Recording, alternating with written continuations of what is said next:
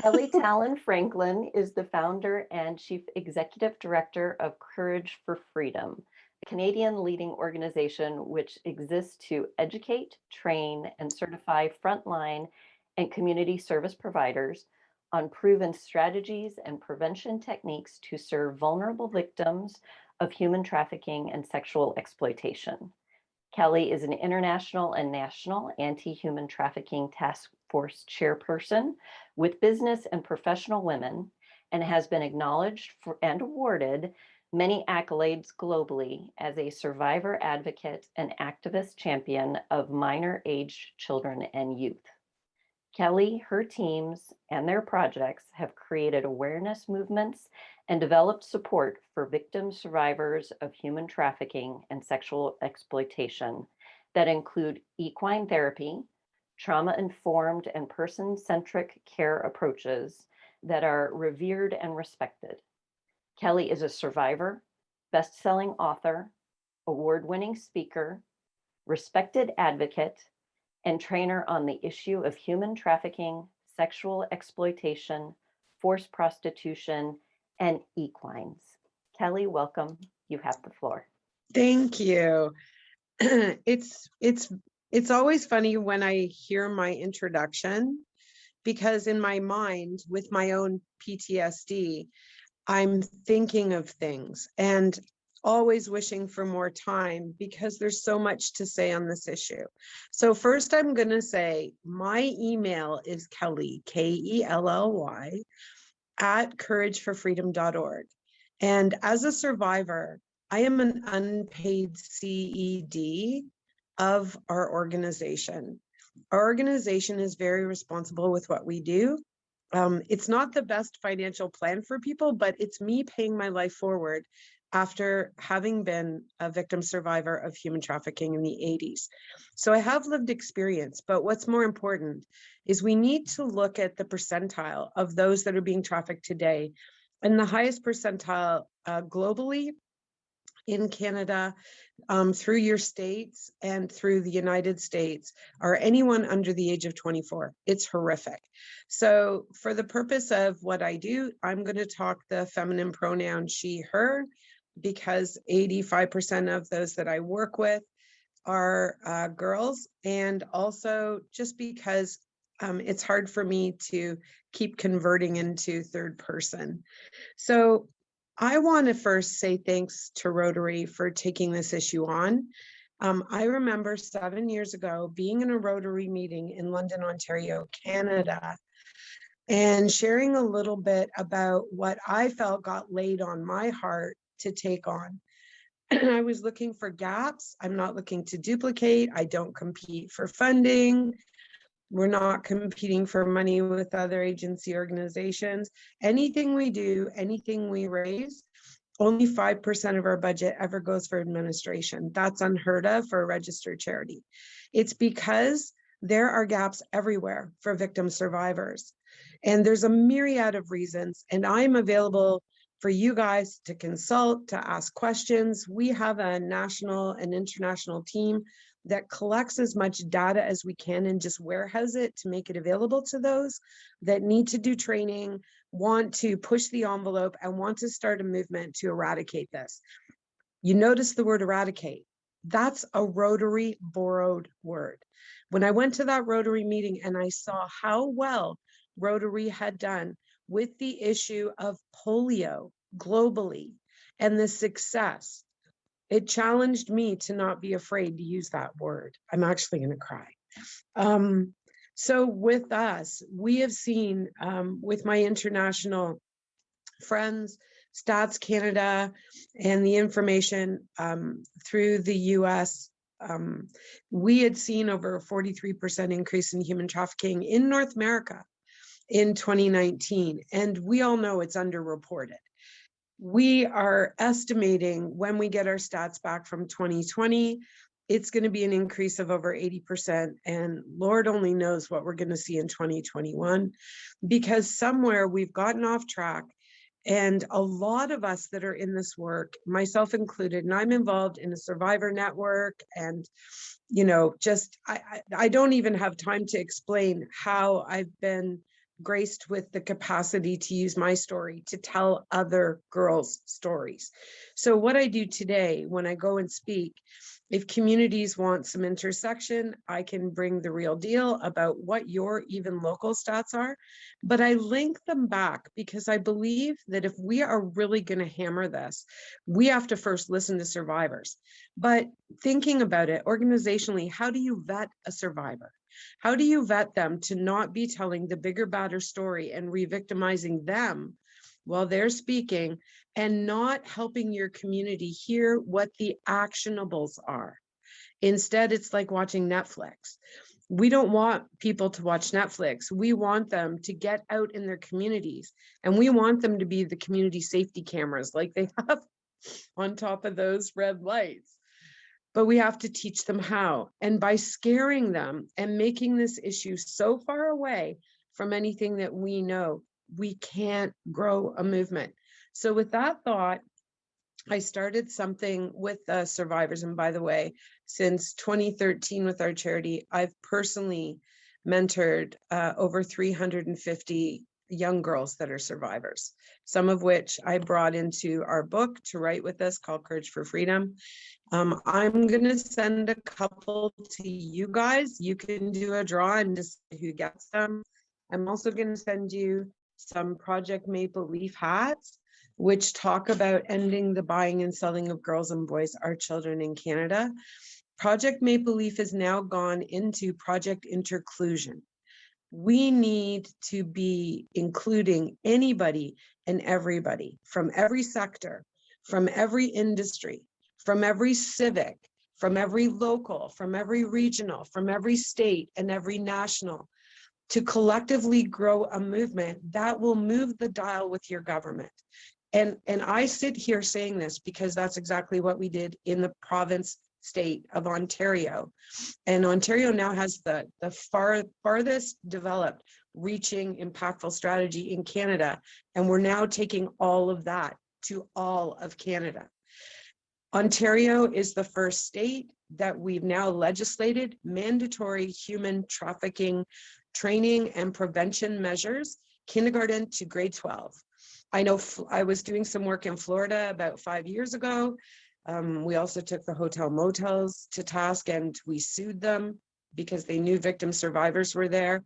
I'm not officially working in the United States. I go and hang out and volunteer, and did a lot of work as well in Dearborn, Michigan with the American Human Rights Council, training ICE, Boost, Homeland Security, police, educators, nurses, doctors, parents, grandparents. So I want to encourage you that whatever you're doing, wherever you're located, if you need some consulting, if you need some information, we are a resource that you can just tap into. You can borrow our intellectual property that's actually used by our governments for training, both at high levels and frontline workers, including HT police officers and at our police colleges, right down to training mums and pops, aunts and uncles, grandmas and grandpas, churches and faith-based organizations. We want to give you what you need to succeed in your community. And believe me, the years that I've been working at this, we kind of paid the price making the mistakes so that you don't need to. How do you get to your community? Well, I want you to think today that everybody in your community has a role to play, regardless of their experiences, regardless of who they are or what they're involved in, or they are going to be your network movement that you can then bring action to and help them collectively letter write resolutions through organizations and just as mom and pops to give your government the ability to put forward things in the Senate. And that's why I was recognized in the Senate, both in Michigan and read into Senate nationally, because we just need to be the tireless voice, but we have to be highly intelligent about this. Like I said, it's not a movie reel anymore. So what do we do? Well, what's the problem? Well, we look at the problem, and when we look in the newspapers, we think it's pimps and madams, you know, and I can tell you from working firsthand with these girls, if you take our 2-day level 3 training, you'll need a whole day off when we teach you about entrenched behaviors and how to address them and not get roped in or finessed by one of these young people, instead to help enlighten them to be able to self-direct their care for the rest of their lives. What happens is people want to help and they're not, and we're not instructional. And so what we've done is we've created templates. And so you want to reach everybody that's on page 1 on this issue. And for people like myself or anybody that's educated in this or has lived experience, page 250. Now, if you're a teacher, you realize what writing curriculum like that is. But if you ensure that there's something for everybody at an introductory level, and then offer additional training according to their industries, according to their capacity to be able to act, you will help create a community that's not frustrated, that's proactive, that understands their roles, but most importantly, they're going to demand that we end demand of the commodification of our children. And that's the key, because we can't just keep looking at the criminals unless we know where the market is selling. This has become the number 2 grossing crime in Canada. Canada. It's ridiculous. If we're only ever going after those that are selling girls and not having the conversation about who is buying our children, we are never, ever going to do the work that we are working so hard to do. We have to plan our work and work our plan. It's like business. What I can say is that in our consulting, we take all the intellectual property and we'll tailor it to what your audience needs. We'll give it to you. And when we roll it out the first time, we're looking for someone in your organization to train to be a trainer. I am one. I cannot do this by myself. You can't either, and you will be exhausted trying. The other thing is, we don't look at the glamour of being able to speak to this, but we should be disgusted that people are buying our kids and have that and their voices amplifying them with their permission. But very often survivors are brought in to speak, or they haven't been through a process of healing that's complete, and we are actually doing damage to them. Our images are doing damage to the survivors. The unrealistic images we put out creates more stigma, and then people feel like they can never get involved in that dark stuff. Actually, we did something that turned our province, state, Ontario, upside down. We created a movement called Project En Route, because across Ontario, from Detroit all the way across to our eastern and down to New York, there are trucker stops all along the way that are family gas stations. They're beautiful, but they had screens.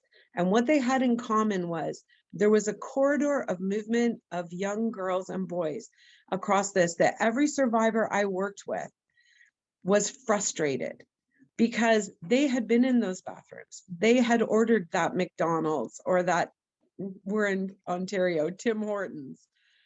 They had ordered, if they were down with you, is Dunkin' Donuts or even Torchy's Tacos.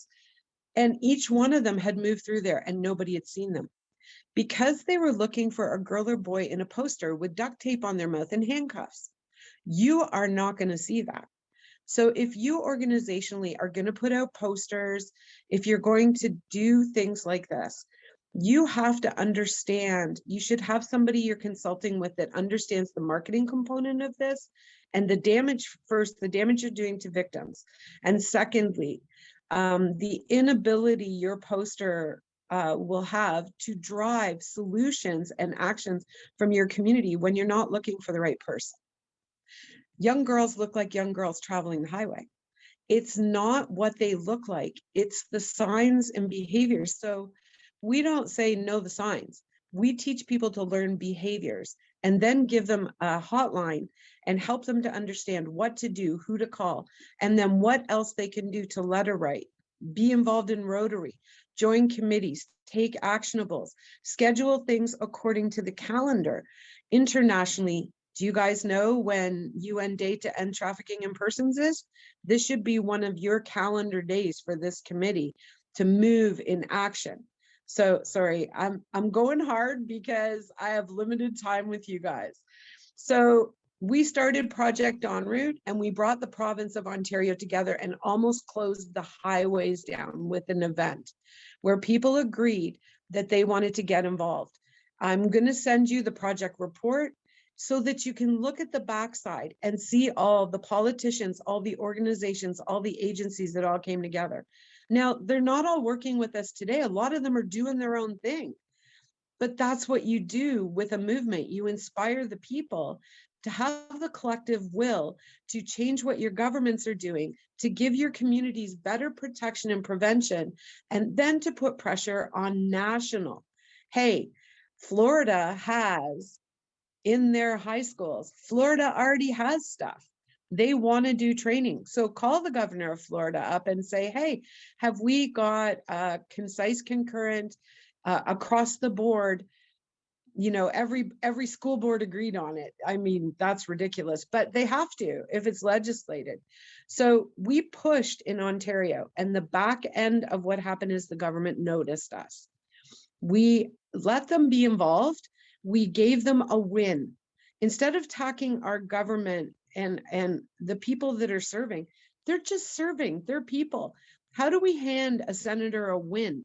How do we do the hard work and get that senator in front voicing for us and rallying for us, and then build the other allies so those votes go through the House?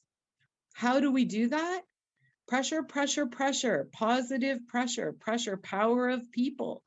And when we have one succinct message aligned, it doesn't get convoluted or lost. It's not a flavor of the week. We will never stop saying, take the Eradicate Challenge to end the buying and selling of girls and boys. How simple is that? It's easier than dump an ice bucket on your head. So when you pick up a message and you run with it, even if it's somebody else's, you using those hashtags and tags through your social media, it drives your larger audience and it creates excitement and momentum that people feel like they're actually a part of it. So what happened after Project En Route? I got called by my Premier of Ontario and asked to go to 13 stakeholders meetings. I traveled the province. You don't want to travel in Northern Ontario in the winter, but I did.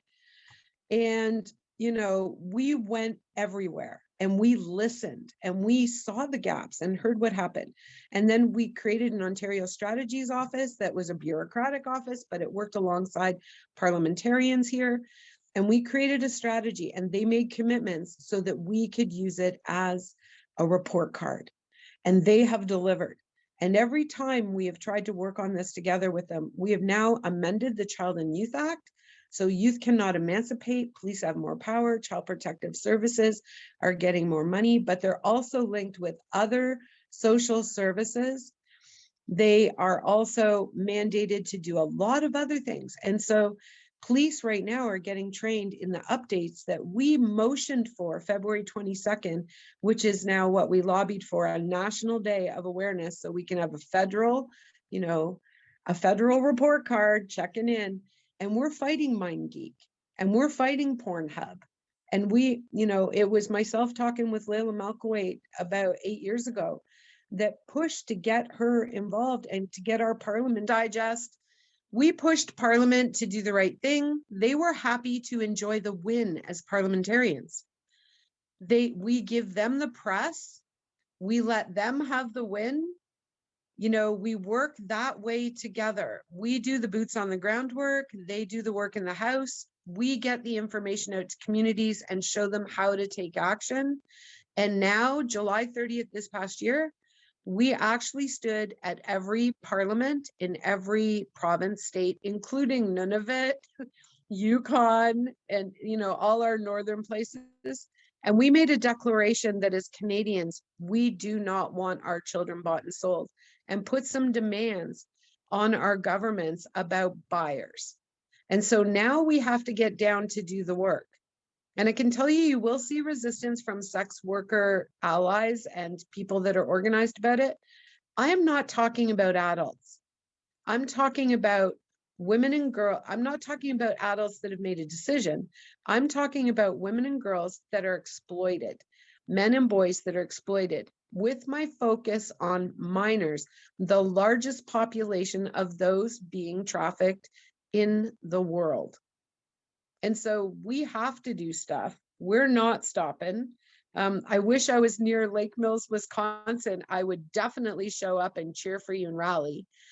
Join our social media, make your presence heard.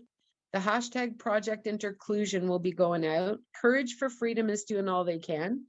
We only pay one staff, and it's my assistant who probably is equal to 4. But we use a lot of students and we use encouragement.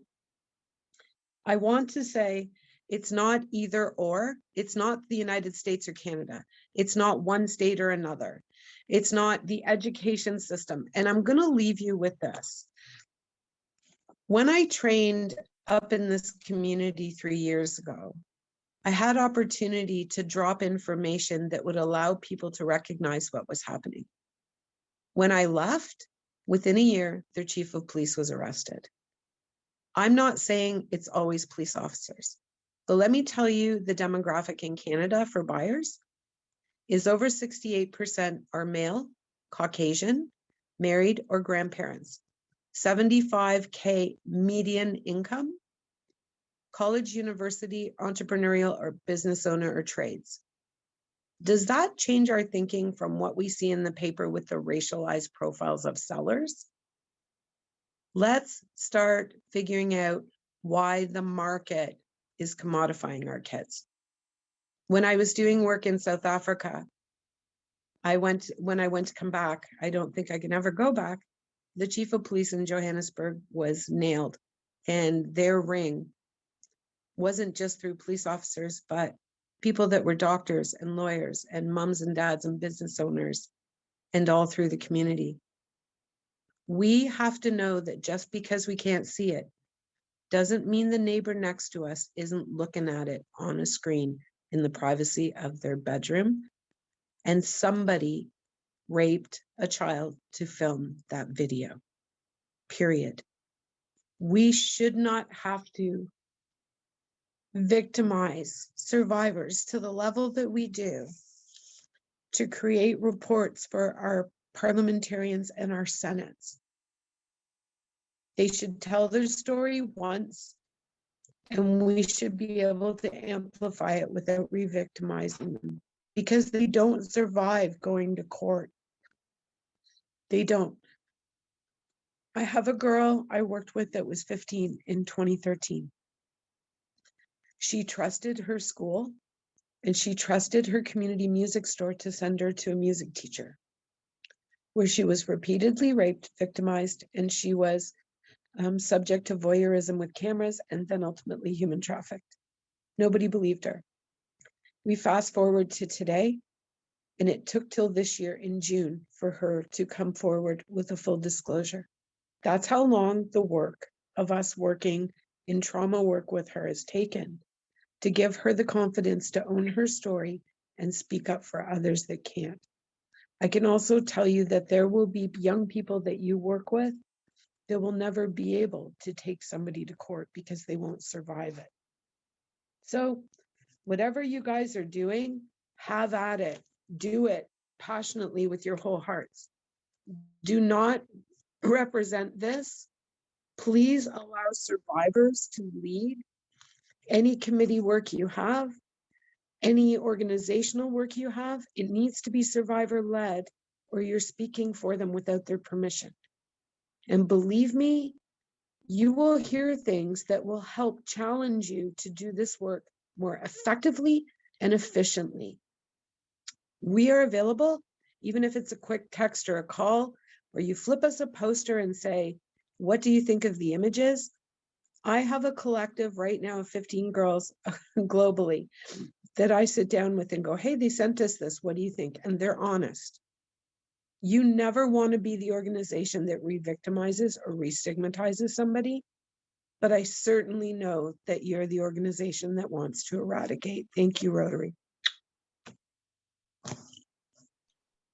That was amazing, Kelly. Thank you so much for your strength of sharing information. I appreciate you You did a fantastic job. I took copious notes, and thank you for your offer to assist with our PR and campaigns. I definitely made that note, and so we will be for sure reaching out to you. We do want to make sure we do this correctly, and your assistance in any way is greatly appreciated. So thank you. Thank you We for all the work you're doing. If it wasn't for Rotary, we would have never gone forward with an Eradicate challenge. So that's why I'm so emotional. Well, thank you. We are excited about trying to activate the Rotary Network worldwide so that we can help to eradicate human trafficking like we eradicated polio. We see it as a wonderful organization that can do this because we are everywhere. So and we can make a difference. I want to encourage you guys that doing the prevention education with the kids is only 50% of the solution. I want you to think about being a teenager and whether you took the Charlie Brown talking head teacher's advice during sex ed. That's the first. The second is in the physiology of children, in the neurology of children, their frontal lobe and cerebral cortex are not fully formed with neurotransmitters. So that's the assessment center and the gas and the brakes. So if we're expecting children to keep themselves safe from predators, the over 350 girls that I've worked with, every single one of them feels ashamed that they knew the issue, they'd heard some training on it, and they couldn't keep themselves safe. So I would say whatever efforts you do in the schools, you have to match with the parent associations. And Kelly, I did see in Oh, here, Connellia said you should write a book, and I know you have. So do you want to mention? well, I'm still writing chapters. I'm gonna hit 60 and I'm still like, I'm gonna die kicking and screaming, doing as much as I can because of all the wasted time I had in my life when I wasn't caring for myself. And what I did is I wrote a book and I took 25 other people in to tell their stories in chapters as well. It went #1 bestseller on Amazon. And the coolest thing about it is I actually used it as a project for 2 of my girls that couldn't go back to high school yet to get their English language credit. So their stories are in there as well as a couple other survivor sister friends, and then just stories of faith and wellness and all kinds of things, just resiliency. Also, our webpage is down for 1 month. Every year, we allow students to use this as opportunity for their learning when, survivors that are college, university age that just can't get into school yet and could use the co-op credits. So we're in website development. If you really are looking for us, if you Google hashtag Project Maple Leaf, hashtag Project En Route, ONROUTE, or go to our socials and scroll back, you'll see what's been through our web pages. Also, we will send you the training curriculum highlights and you can look at it and see if you guys want it. I'm sorry, we don't pay anybody to do our webpage. So the students take a little while and it needs to go down or it's very mucky. The title of our book is Courage for Freedom.